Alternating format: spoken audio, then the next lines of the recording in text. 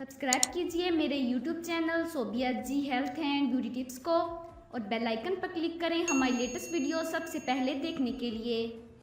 Israeli फ़ौज को थप्पड़ मारने वाली फ़लस्तीनी लड़की अहद तमीमी के खिलाफ मुकदमे का आगाज़ हो गया।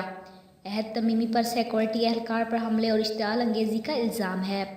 एमनेस्टी इंटरनेशनल ने अहद तमीमी की रिहाई का मुतालबा किया। इसराइली फ़ौज को थप्पड़ मारने पर 17 साला निडर फ़लस्तीनी लड़की के खिलाफ बंद अदालत में 12 दफ़ात के तहत मुकदमा चलाया जा रहा है। इल्ज़ाम साबित होने पर उनको लंबे अरसे के लिए कैद की सज़ा सुनाई जा सकती है।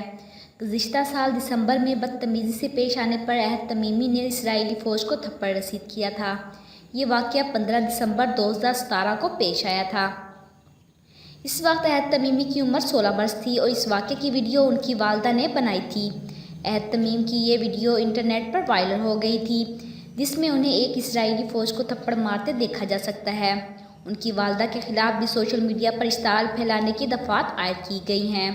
अहद तमीमी पहली मरतबा 11 साल की उम्र में मंजर आम पर आई थी, जब उन्हें एक वीडियो में एक फ़ौज को मुक्के से डराते हुए देखा गया था। इस वाक़े के बाद इसराइल के वज़ीर तालीम ने कहा कि अहद तमीमी और उनकी वालदा को अपनी बाकी की ज़िंदगी जेल में गुजारनी चाहिए। एमनेस्टी इंटरनेशनल ने इसराइल को फ़लस्तीनी बच्चों से इम्तियाज़ी सलूक का ज़िम्मेदार करार देते हुए अहद तमीमी की रिहाई का मुतालबा किया और इंटरनेट पर जारी एक मुहिम में 17 लाख अफराद ने उनकी रिहाई की हमायत की है।